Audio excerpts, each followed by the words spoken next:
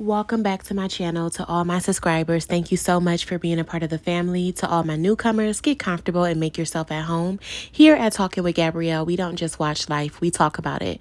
So welcome to the channel of conversation. I am your host, Gabrielle, and you are listening to Talking with Gabrielle. First of all, I just want to thank you all for staying faithful to my channel, for leaving your comments on my commentary and things like that. I definitely do appreciate it. I have been away for a few weeks and I haven't recorded. I am a teacher in residence. That's my career. I do work in education. So it has just kind of been very busy lately, just dealing with that among some other things. But I definitely didn't want to take too much time away because, like I said, I definitely appreciate what we are cultivating here on the Talking with Gabrielle podcast. And so I definitely want to make sure that I stay committed and that I stay consistent. So I just wanted to, put that out there because, of course, I haven't made any content in a few weeks. And so I just wanted to address that. This video where we are about to talk about Caleb Wilson, that was my most recent video that I wanted to record for about a month now. And so I wanted to dedicate this space to him because when that story did break, I definitely wanted to talk about it because I'm definitely familiar with the topic and I have been exposed to it. So without further ado, let's get into this story about Caleb Wilson. So like I said, today I wanted to come on here and talk to you all about this story. It has been circulating in the media for a few weeks now. And so I just wanted to talk about this because when I first got wind of this story, it really was emotional because I just seeing another Black man face as the victim of something so traumatic, I just definitely wanted to share light and talk about it. So let's talk a little bit about Caleb's background. So Caleb Wilson was a 20-year-old college student studying mechanical engineering at Southern University in Baton Rouge, Louisiana. He was also a trumpet player for Southern's Human Jukebox Marching Band. Caleb Wilson tragically passed away on February 27, 2025 due to a hazing incident while pledging Omega Psi Phi Fraternity Incorporated. According to Baton Rouge police, the city and the police force learned of Wilson's death from medical staff at a local hospital where a group of young men had dropped him off. The group claimed Wilson had collapsed while playing basketball at a public park, but the men that dropped Caleb off at the hospital left before police arrived to further investigate. Now, despite all of that, the truth was still later revealed that Caleb, in fact, died after he was repeatedly punched in the chest while undergoing a pledging process to join Southern's Omega Psi Phi fraternity. So, I am a lover of justice. If you have been following my channel, the type of content I push, and from my language that I promote justice above all. And so in honor of Caleb Wilson's life in this moment and in this video, we must use the correct language by saying that Caleb Wilson was unalived by members of Omega Psi Phi fraternity. I've seen a lot of videos where the language is sugar-coated, and it's sugar-coated by a lot of Black outlets. It's sugar-coated by a lot of Black people, that are utilizing these Black outlets to show their expression because they still want to maintain some type of solidarity. But there is no way that solidarity can ever be present if division is present. And so in order to have justice and solidarity work simultaneously together, we must tell the truth. And the first way that you tell the truth is by omission and using the correct language. So throughout this video, that's what we're going to be doing. Now, during Louisiana's news conference for Caleb Wilson, the city's mayor, Sid Edward, did make a comment. I feel like his comment was very insignificant. He said, "We got to do better, Baton Rouge. It's sad to lose such a promising young life." That was all he said. And he also said, "I encourage all young people out there to make better decisions." Okay, so in my opinion, that statement was very insignificant. I feel like he could have dug a lot deeper, especially as an African-American mayor. I don't care about the political, correctiveness of any of that. I feel like that should have been expounded upon. But let's go a little deeper and unpack some things here. First of all, in my opinion, I feel like the Black community was not outraged enough because there was not a lot of noise that was made about this, in my opinion. I feel like if Caleb Wilson had died at the hands of police officers, there would have been a hashtag justice for Caleb Wilson all over social media. I believe that the Black community has been sweeping under the rug this sinister and demonic nature of the Divine Nine for years. And it is all in large part, like I said, due to some type of solidarity that you want to have, due to some type of unity and community that you want to have. But when we have situations like this that occur, I feel like stuff like this shouldn't be swept under the rug. Any African American that attended a HBCU or is friends with African Americans that either pledged or attempted the pledging process most likely has heard of the criminal stories of the hazing process that goes on in the Divine Nine fraternities and sororities. And I do believe that the Divine Nine causes more harm emotionally, spiritually, physically, and mentally to its members and within the Black community as a whole. I feel like the hazing and humiliation rituals that the Divine Nine drags its members through in the name of brotherhood and sisterhood is disturbing and mentally unsettling. Okay, so let's dig a little deeper in this case. According to the warrant, witnesses told police that pledges of the Omega Psi Phi fraternity arrived at a warehouse in the Baton Rouge area. Once they arrived to this warehouse, the pledges changed into gray sweatpants. Then the pledges were lined up and they were punched 4 times each by people wearing boxing gloves. So as I was reading through the witness statement, I assumed that the witnesses were the other people that were pledging as well, so the other pledges. So I guess they felt enough, sympathy in their hearts or just enough conviction to come forward and give an account of what happened to them because it could have been them. Caleb could have been any of them. The warrant further states that at least 3 people were involved in punching pledges at the front of the line, and witness had told the police that one person, which was Caleb McCray, which is the person that's currently on trial that has been charged for Caleb Wilson's murder. Caleb McCray was in charge of punching the pledges at the back of the line. So I guess you have the pledges who are lined up and they're getting ready to get hazed, and then you have I guess whatever the members are. So you got specific members who take them through this pledging process. When you are supposed to be building brotherhood, when you are supposed to be molding and shaping the next brothers of your line, what you are doing is, standing between them and death. And so that's what this situation in this witness statement explains. So, according to the warrant, witnesses stated that McCray punched Wilson 4 times in the chest before Wilson suffered a medical episode. So when they say medical episode, I'm assuming a seizure. So before he suffered a medical episode and fell to the floor. The pledges were then moved to a separate room while leadership, and I use that term lightly, while leadership attended to Wilson. Okay, according to the warrant, Wilson's clothing was also changed before he was taken to the hospital. So another thing is just like, where's your level of intelligence? You are lining people up. You're punching them. I'm currently a teacher in residence, and before you take on a classroom or a room full of people, you have to understand the nuances of any medical issues or things like that they may have. So while hazing shouldn't be going on in the first place, were you not intelligent enough to consider anything like this could have happened? But see, when you're flowing in such a demonic energy and demonic just when you're flowing in such a demonic energy, you don't consider things like that because all you see before you is violence. And so I find it very disturbing that Caleb Wilson's clothing was changed before he was took to the hospital. And I really hope that any foul play that was involved in that is further revealed in this case as well. Now, the chief of police also stated in a news conference that several minutes had passed before Caleb Wilson was taken to get medical attention.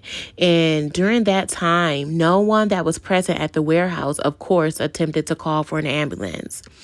So, according to the warrant, the man who brought Wilson to the hospital told the police that Wilson had collapsed after being struck in the chest while playing basketball. So, you tough enough to call yourself a leader. You tough enough to haze 20-year-olds, but you're not tough enough to stand and face and give a true account so that a person's soul can rest in peace. You're not tough enough to give a true account of what really happened. So police were able to uncover that the incident had actually happened at the warehouse and later found a pair of black boxing gloves inside of the building. The warrant was filed for the arrest of McCrae, who had been booked into Eastern Baton Rouge Parish prison for counts of criminal hazing and manslaughter. So if you watch the Emmett Till movie, those white men who murdered Till took him to a warehouse of some sort as well. And so when I first read that story, when I first read Caleb's story and watch all the details and stuff. If you close your eyes and you listen to Caleb's story and you remove the Omega name from this story, you will swear that you were listening to a black hate crime, that you were listening to a crime that takes place at the hands of white supremacists.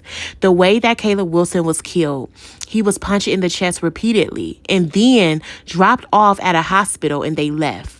So the black men that claimed to be hazing him in the name of brotherhood did not even have enough integrity or solidarity, which is the whole purpose of the Divine Nine. They didn't even have enough of that to ensure that the proper reports were given to doctors in an attempt to bring his family some type of closure or to bring Wilson some type of justice. They dropped him off and they left. And they left because, number one, they never cared about his life enough in the first place, because had they did, they never would have been carrying it out the way that they did. And number two, they were too afraid to be face to face with police to give a true account of what happened. So, like for every time I think about this story and I draft my content for this, the story just takes me back to also that black high school boy that was killed. Remember the African American high school boy that was killed? He had the locks and he was rolled into a gym mat. That story comes to mind also because if you look at his story and then you look at Till's story and then you look at Caleb Wilson's story, they're all so similar. The only stark difference is that this was done at the hands of a fraternity. And I don't know why, but for some reason, this heinous energy behind both of these deaths seem very similar to me. But the gut-wrenching and heartbreaking thing about Caleb Wilson's death is the fact that it was done at the hands of black men in the name of brotherhood. And that is the most horrific thing about it. Furthermore, we don't know the manner in which Caleb was truly being hit. He could have been beaten by several black men from that fraternity. He could have been beaten by one, or they could have been taking turns. We still don't know the nature in which which all those things happened. The truth aside from what's being reported, but I will say that this is literally the same thing that happened to black men during the Jim Crow era. I have always believed that the Divine Nine is a wicked and unnecessary entity that carries a very demonic energy. I attended an HBCU and for the first 2 years of my college career, and I saw a lot of these organizations carry themselves in a manner in which it's not beneficial to the culture. And I think over the course of the last decade, there has been a lot of unraveling directly from the members, unveiling these secrets and the atrocities that are coursing throughout the Divine Nine. And I think the reason why they were secrets is because no one was breaking their silence. But I think now what the Divine Nine has to understand is that before people are members of, your brotherhood and sisterhood. They are people, and they are going to confide in non-members. They're going to confide in these GDIs that you call it. So when they're looking for comfort and they're looking for healing after the mistreatment and hazing and the humiliation rituals that you have done to them, these so-called non-members, which are regular people in their day-to-day lives, are going to be the people that your brothers and sisters go to. So, they're going to church with you, they're going to school with you, they're in your families, and they're listening to the hazing rituals and this BS slogan about we are a non-hazing organization. And I believe that now more than ever, people are starting not to believe that, because they are now understanding and unveiling what is going on throughout your organizations. And I think that now, because people are finally starting to stand up and speak out about what is actually going on in the Divine Nine, it is opening up a lot of people's eyes. I also want to share a snippet that I took from the Omega Psi Phi Creed, and I want to discuss that. The Omega Creed says, in 1940, Omega faces the future. She faces the future strengthened by her experience with the past, having learned to fight without wavering until victory. She looks at the discriminations practiced upon the Negro in education, politics, labor, civil service, public utilities, and places of amusement and business on the stage in the United States Army and Navy, in the church, and in residential segregation. She sees these injustices and is not silent. The oracle, the voice of Omega, speaks. It speaks condemning racial inequality and points to the way to justice, to democracy, and the brotherhood. So, first of all, calling yourself the oracle, which is a spiritual significance representing peace and justice, this act completely contradicts their entire creed.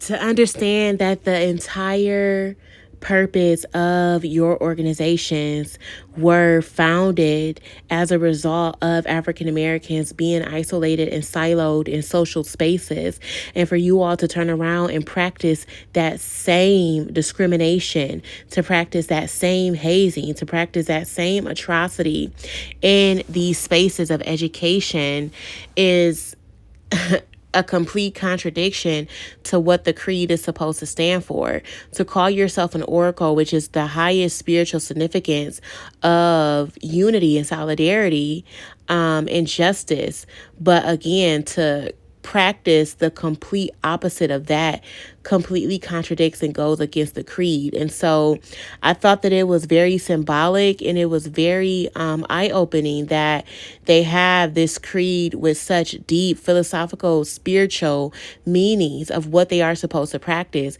But every time you turn around, there are these stories, such as Caleb, that surfaces with these organizations actually practicing the exact opposite.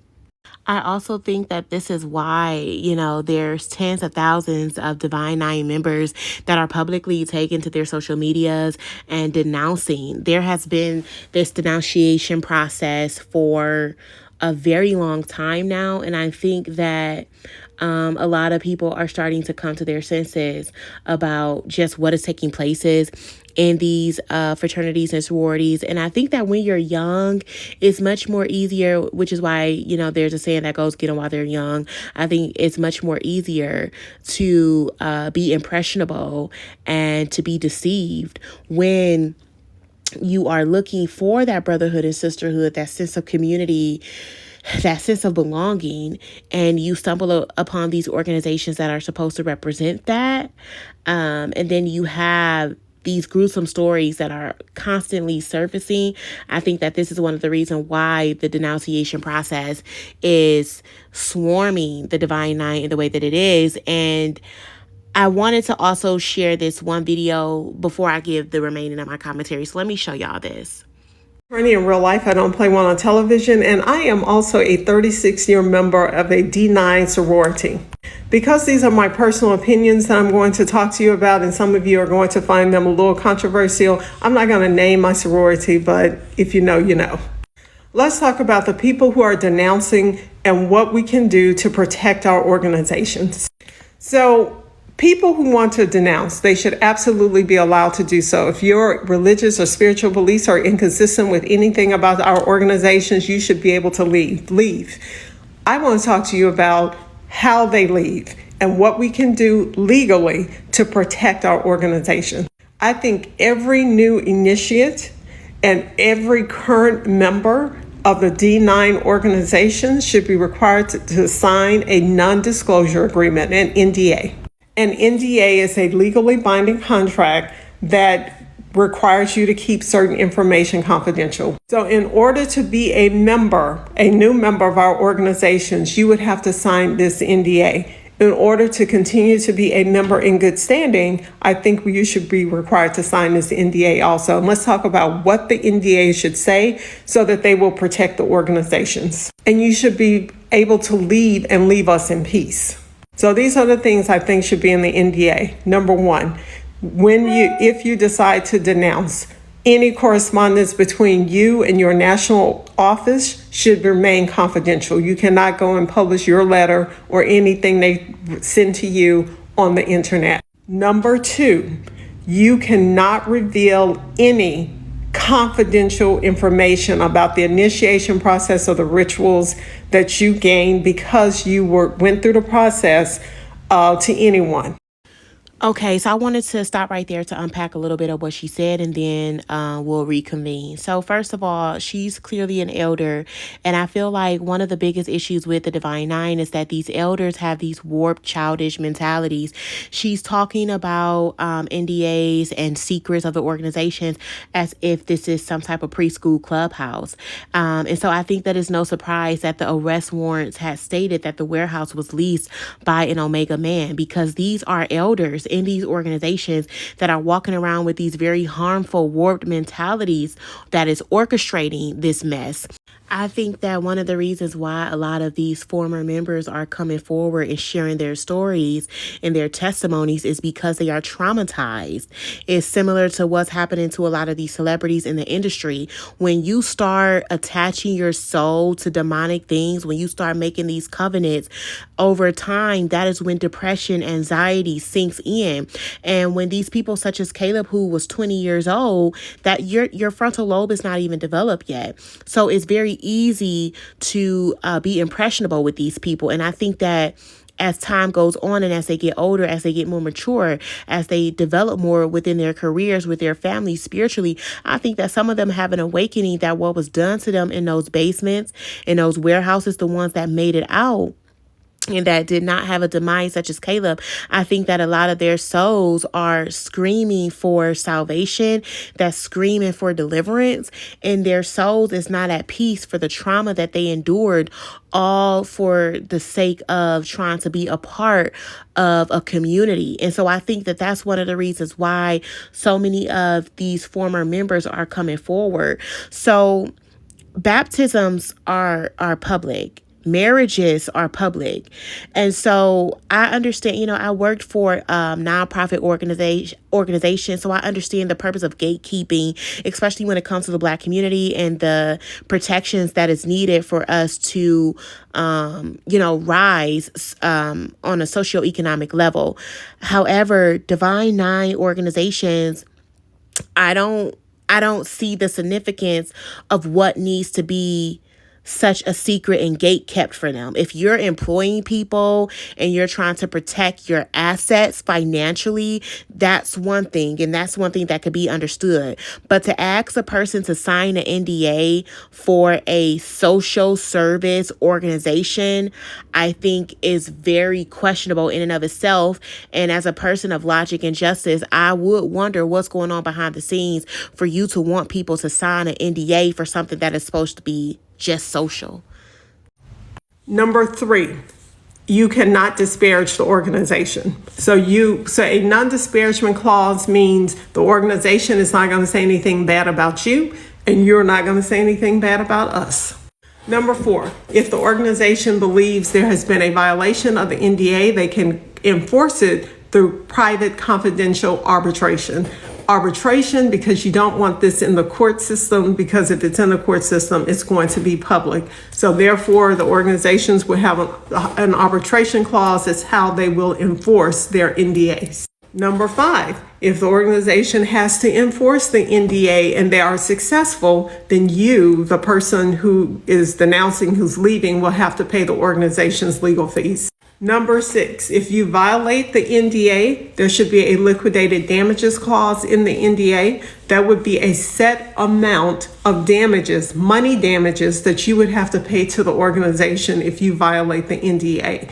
And I would suggest it be something substantial, like $10,000 or $20,000, because money, it will motivate people to adhere to the confidentiality agreement that they have signed.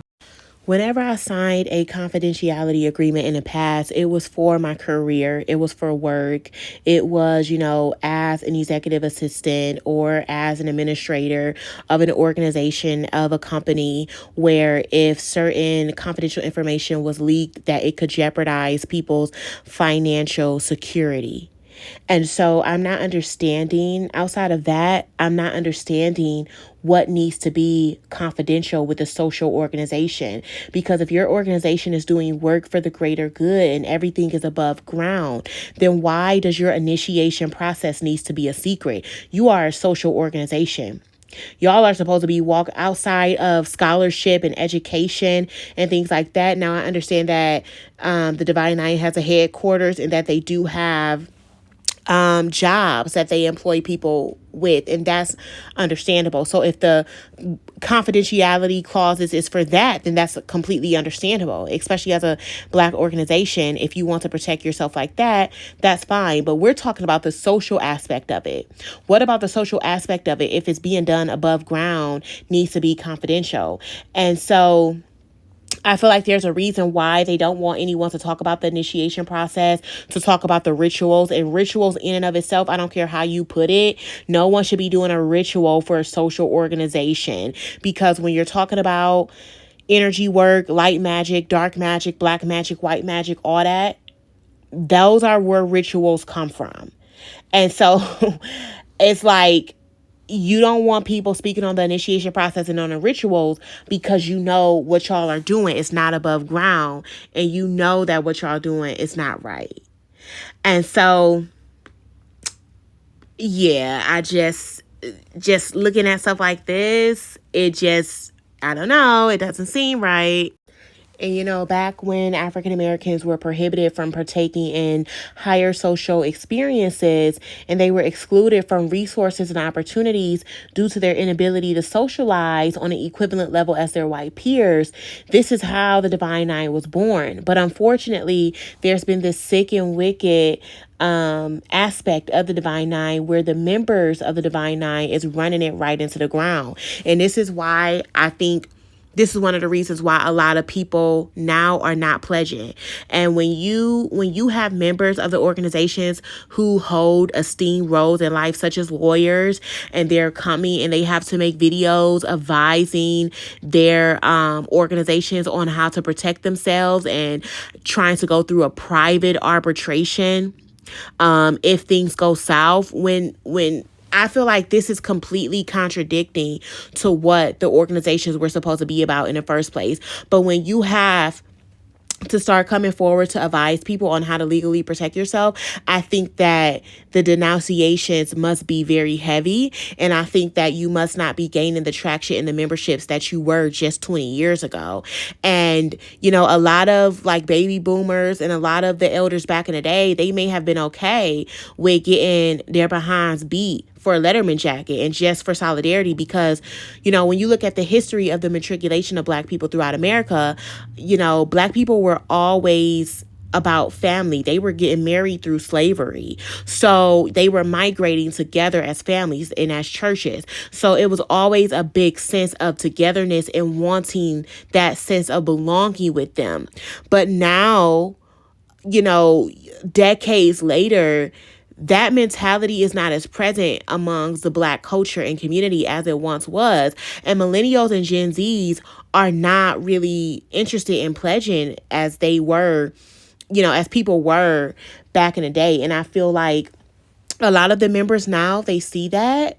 And I think that it's making them kind of upset, and it's making them do what this member is doing and coming forward and say, hey, this is what we need to do to protect ourselves. This is what we need to do, in order to stop people from talking about the denunciation process. How come they can't talk about it? What's so bad about it? How come they can't share their stories? If everything is above ground, let them talk about what they went through. And so it's like, when you look at the Divine Nine now, I think that it's losing its momentum. I think that it's losing the hierarchy that it once had. And I do believe that in about 10 years, no one is even going to have a desire to pledge these organizations, especially with the type of people that are being born now in the coming generations. You can look at Gen Z, and you could see that they're not playing around with their lives, and they're not interested in somebody, knocking them to the ground and trying to beat them up with this sinister and weird mentality that the Divine Nine is carrying. And I understand that some of the members feel like there's bad apples in every bunch, and some of the members, of course, have spoken out, and they do not agree with the way that some members carry themselves in these organizations. And that's unfortunate. But I do believe that weird is the right word to be used in this situation. And I think that a lot of the coming generations are actually just going to do away with a lot of these old traditions. And I believe that the Divine Nine is going to die off and lose the social respect that it once had.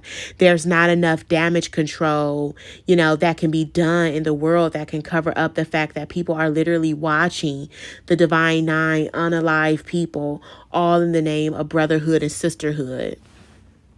And I actually feel like it doesn't matter if it doesn't happen often, because that's some of the excuses that some people are using, is that this doesn't happen often. But even if this only happens 2%, when you call yourself an oracle, when you call yourself, a secret organization for Black socialism, no percentage of loss should be on the table at all, because you have too much of a responsibility. Now, there was a parade held in honor of Caleb where the community marched and held his pictures and stood for him in solidarity with his family. And you can see the look of grief on Caleb's family and in their eyes and in their body language, and from Caleb's pictures, he looks very well-rounded. He just looks like he was just so full of light and so full of life. I think anyone majoring in mechanical engineering has to be very ambitious, and has to be someone that was willing to go after their goals and their dreams. I could imagine how he felt, in his last moments. I can only imagine, what was on his mind. I don't think that was a place that Caleb deserved to be. And I could just only imagine what was going through his 20-year-old mind. I'm just lost for words. I pray that the justice for Caleb's family is swift, and I pray that it's mighty, because I know that when he woke up that day and even going to that warehouse, he probably had unsettled thoughts and reservations, but I don't think that he ever thought that he would not be here, especially at the hands of people that he was looking up to and that he was looking to for brotherhood and solidarity. So once again, I want you all to get active in the comments. Let me know your thoughts and your opinions. Thank you so much for listening. Be blessed. Peace.